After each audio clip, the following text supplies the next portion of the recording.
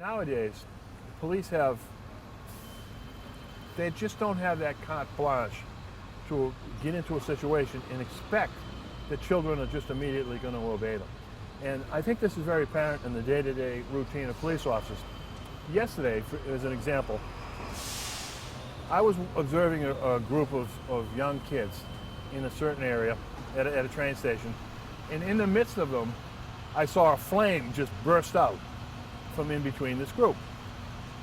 So, being a police officer, I had my markings on indicating that I was a policeman. I approached this group of youth, and I said to them,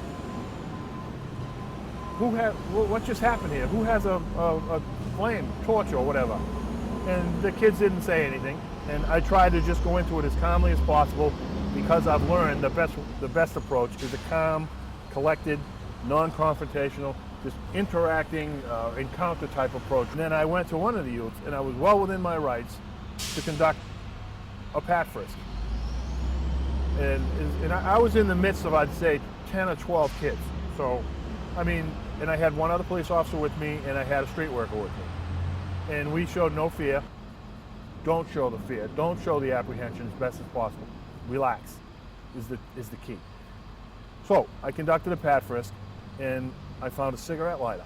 And what I learned was they take the top of the cigarette lighter apart, and when they ignite it, it throws a big flame. So I saw it was a cigarette lighter. I put it in the youth's pocket, and I says, "Shouldn't do that. It causes a problem." So I walked away, and one of the youths yelled out, "Hey, you're not supposed to search us." 10 years ago, that would have been a problem. That right there is the problem. That really, this little issue that I'm delving into right now explains the problem. 10 years ago, he would have been up against a wall, and he would have been called a punk, and who the F do you think you are to talk to a police, literally, who the F do you think you are to talk to a police officer like that? I'm well within my rights. But now, we very calmly say, "Son, that's a good question." And we take the time to explain to him. And I said to the young kid, I said, "I didn't search you. I did what we call a pat frisk. As you notice, my hands never went in your pocket." And he was quick to agree to it. And his friends were listening to me, and they saw it wasn't an adversarial confrontation. It was rather an information sharing encounter that I had with this young kid. And he's looking at me, and he could tell the sincerity of what I was trying to reveal or relate to him relative to what I had observed. And I was done explaining to him the law of pat frisk versus search. I am well within my rights if I see a flame in a train station coming out from a group of kids to investigate. It went away. That was the end of it. I had no stomach ache.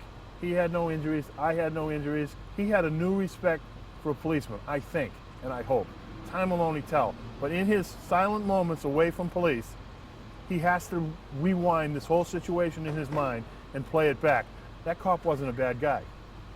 And this is one kid, one time, one encounter that will go a long way. When I was walking away, I was listening to the other kids. They were all urban, tough kids, saying to him, "Hey, you should be a lawyer someday," to the kid. And I felt like I had accomplished something. I left that encounter feeling as though I had accomplished something. Now, the question was posed to me today, and I only looked back a few hours ago. This happens all the time. And you can see the immense benefits a police department could have if officers had the training of how to delve into a situation like this. It's either grab them by the throat, put them in the wall, and all the red flags go up. Workman's compensation, injuries, lawsuits, citizens' complaints.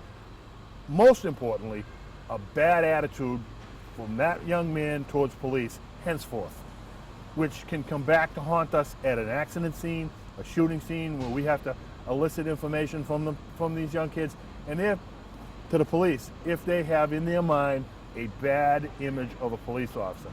This is why it's so critical to police to have this understanding, to grasp this concept of getting rid of the us against them. We're in this together.